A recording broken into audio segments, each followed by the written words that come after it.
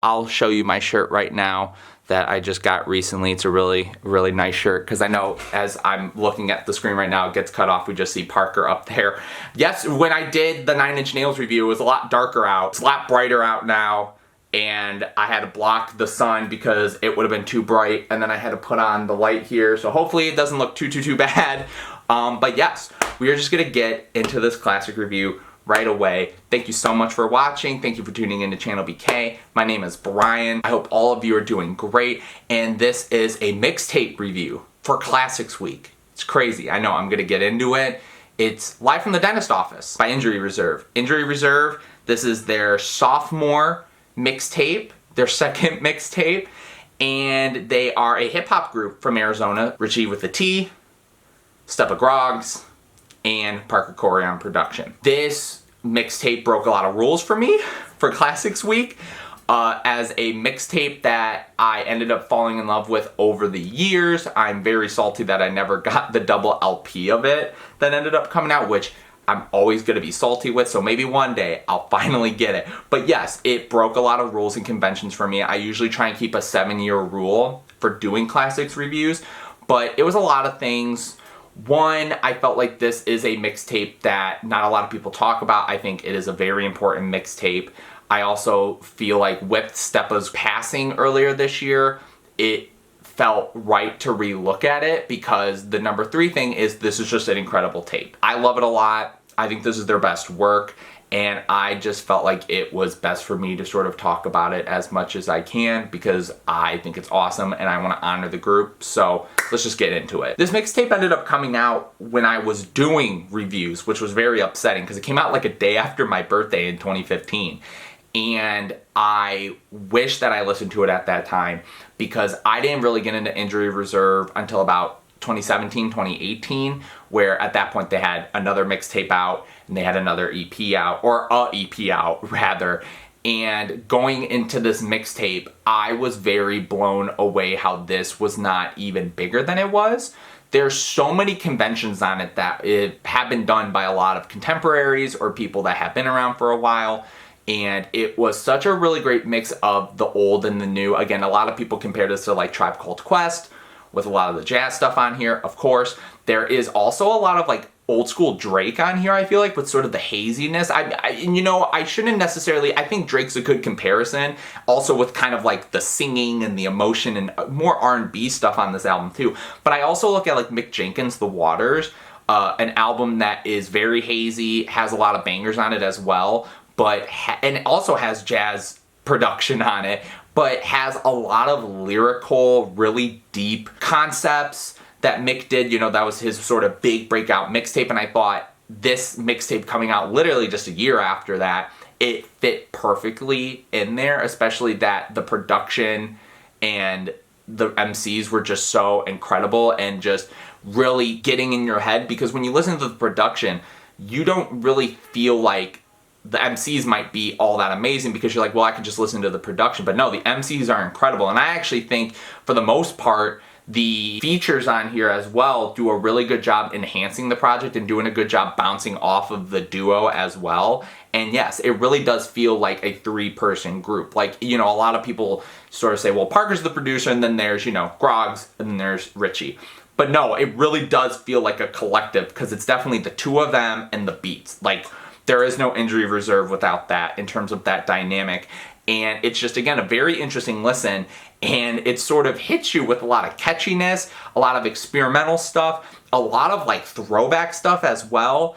And you just don't know what to predict. Because on the first song, Yo, with this long intro of a pulsating beat, Richie comes in hot, talking about how rap hasn't done shit but buy him a couple pair of socks. And those get holes eventually. Holy guacamole. And this is almost the entire album of just deep bars, fun punchlines, and clever just delivery.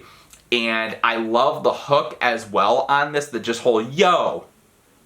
Again, I'm probably going to talk about a lot of the hooks on here and a lot of the choruses, but a lot of them are simplistic and they're catchy, and some of them are actually pretty deep as well. And then I love how Stepa just comes in mean and heavy. I love how he, down the road with their song Jawbreaker, he actually kind of does a little bit of that on here. His opening, you know, shit, I wear just Vans, boy. Like, I'm not bougie like that. I love that. I think that's incredible. And then we follow that up with a more chill, laid back song, Whatever Dude, which in my opinion, Richie's verse on here is one of his best. I love the storytelling of him being at a job, him wanting to be a rapper, him sort of fighting between those, meeting people that saw him at the show, working at the Foot Locker, him wanting to do lucrative shit like writing a verse, but you know, he's just working, but he wants to be doing that. I love that whole storyline. I feel like the way that it sort of ends and the way that it sort of caps off with sort of just him being like, yo, like, I'm just here. And his whole idea of, you know, everyone wanting to be a rapper and how, you know, they're going to make it either in 2028 or Sunday. And again, it's just such a fun, clever way of doing it. Again, to the hook. It's whatever, dude. It's whatever, dude. It's so chill, laid back. But you can keep on talking. It's whatever, dude. I love Groggs' really clever line about being antisocial, so he's not big on social media. And, you know, I have a lot of squares in my circle, but they're hella cool. And him sort of talking about, as a lot of this album, his abuse of drugs and his abuse of alcohol. Him being like, I was in my teens doing this, and now I'm near 30, fighting demons like Constantine. And again, you get a lot of these really dark, just interesting stuff about him and his past, and it's again just very haunting and depressing that he has passed away hearing these lyrics, but again, it's just a very interesting insight into him. Snowmen brings in this heavy, funky, groovy jazz production. Again, Richie's like his whole hook is just this very corny, like, yo, just grow your grass, grow your weed, blah blah blah. The whole idea of, you know, snowmen melting away, all the ice is gone, and it's like, you know, hey, like, you're irrelevant, but we're still gonna make it. We're still gonna be here. I think it's incredible. The beat switch near the end, I think, is really good. Like Glass Popcorn. Again, there is a lot of really interesting, like, beat switches, beat flips on this album that's really, again, just very intriguing, because every once in a while you feel like you're kind of like, no, I'm into the song, and I feel like the majority of just the normal beats on here are great, but when you get those switch ups, it sort of like throws you for a loop. But then we get to Wow. Once again, wow, wow, wow, wow, wow, wow. Again, just another, it's so simple, but it's so catchy. It sticks in your head. And I like how Parker, I believe, sampled a good friend of his who is the co-producer, Dylan Turner. He had a track where it's like a lot of this more like household appliance sort of sounds and noises, and it sounds very raw and natural on this song. I love, again, the content of just, you know, you like us getting big, we hit our peak, and you're like, okay, we're done with you through the good and the bad. We're off that train. And again, this is a big theme on the mixtape. You know, again, they talk about love and loss, and a lot of it is also about the industry at large as well. But now I did talk about a lot of the darkness on the album. We get to a song like Friday, which the vibe is so chill. You know, it's so just laid back. Richie's, it's a Friday night, where we going? Like all that. And his verse is fun, it's playful, it sort of is a throwback, and then the beat switches to this really just dark trap beat. And Curtis Williams comes on, and I feel like his contribution is not something to be blown away by, but him fitting with the switch and the darkness and the content, I think is perfect. And then Stepa again comes in with a really heavy verse about him just sort of being gone, but he's with this chick, and he doesn't even know if he's gonna finish the verse. And it's just such a really dark way to sort of switch up this entire mixtape, because really up until this point there has been a playful tone to it, and then this song just switches it up, which then leads us into something like Washed Up, which is super somber, super eerie. Richie's, you know, really washed up, and it's very mellow, it's very just kind of eerie in the ambiance of it. And this song, again, just kind of talking about washed up people in their town. I think they've gone on record talking about the Arizona rap scene, and people have sort of hated them for this track, for them just talking about what they know.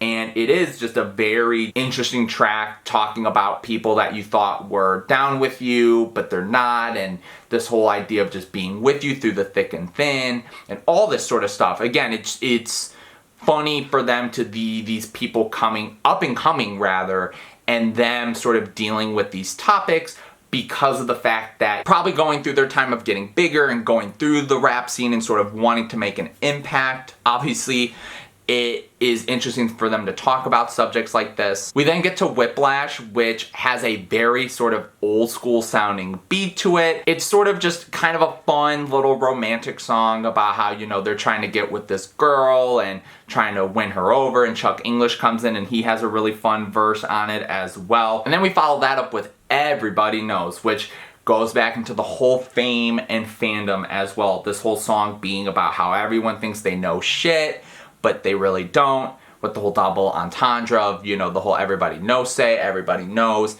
in the hook. I think this song is really funny as well, because I feel like one of my favorite things about this mixtape and the group themselves is they're just very raw in their writing. Like, they definitely put together really hefty bars, but when they just introduce or just throw in the whole, yeah, and now we're about blah, blah, blah, blah, everybody knows, it's just so raw and off the cuff and just so blunt and honest that it adds so much character to them. And then 45, which features a hook from Demi Hughes, who is another Arizona local rapper, is sort of like a slow throwback R&B sounding beat. And then this song has a lot of really fun, clever lyrics to do with the whole number 45. Stepa going on about how he needs to get a Colt 45 to protect his family. Richie going on about you have to keep it 200 because that's 45s. Like, there's a lot of that stuff going on. But then we get to the final two songs on this entire album, ttktv and Falling, which the first one of it is an acronym for Time to Kill the Vibe, which is a Richie song for the most part. It is slow. I love the clankiness of the beat. The beat switches are great. The way it drops in, drops out. I love when Richie comes in for his verse. It's just in your face, loud in your ear. And then just the whole sad story of the lyrics, you know, him just wanting to be with this girl, and it's so simple, so simplistic. His emotion in the singing is great, and just him trying to get to this point where he wants to be with this girl, it kind of gets away from him. It's like, no, it's not gonna happen, and just that sadness that comes with it. And then that's followed into Falling, which we have a hook delivered by Richie, which kind of seems like he's now going off of that last song, being like, you know, at the end of the day, it's okay. I want you to move on, do good things, like I'm always gonna love you. And then Richie has just, again, a very emotional track. This song is not necessarily as spaced out as ttktv. It's a little bit more first half loaded, and then the beat sort of follows the song and finishes it out with like a random 10 seconds of silence, like it just sort of cuts out. And when Groggs shows up, and I just realized I might have said Richie for the verses. I think I said Groggs. So I'm not even gonna edit. I'm just gonna go. If I didn't say Groggs, I meant Groggs. But Groggs comes through, and like I said, when he's on top of it, like we see stuff like on North Pole and whatnot, where he just delivers some emotional verses about where he's at. It is heartfelt and it's heartbreaking, and it is, again, just very hard to listen to stuff where he is in this place and in the zone with him no longer being here. And again, he just sort of is talking about him fighting his demons, his fights with alcohol, his whole line, you know, feeling like he's like Denzel in Flight. And there's just a lot of really hefty lyrics on this album where, you know, Richie and him are like celebrating. Richie sort of dealing with some love loss, and him dealing with people around him being like, you know, we don't care about you, whatever. And Groggs sort of just going into his drug abuse and his alcohol abuse, and it's sad, it's depressing, but I feel like this mixtape is just such a great culmination of a hip-hop group that came in wanting to do something really special. And I'm glad it at least made noise. I wish it made more, but this mixtape's awesome. If you guys haven't heard it, I think you need to listen to it because it is incredible, and not even just because Groggs has sadly passed. It's just something that is great and unique. And I think it has a nearly flawless run and flow, even though there is like a song or two on there that I'm like not going back to as much. It's great. So if you've listened to this mixtape, what do you think? If you haven't, please listen to it and put all your favorite tracks and all that below. If you like, please like and please subscribe. I know I broke the rules, but you know what? It was one time and I felt like it was worthy. And yeah, this is incredible. And rest in peace to Groggs.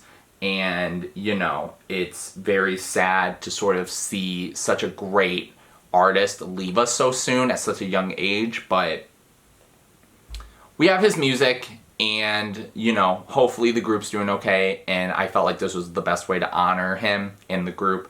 But yes, thank you all so much for watching. Thank you for tuning in to ChannelBK. Peace out, guys.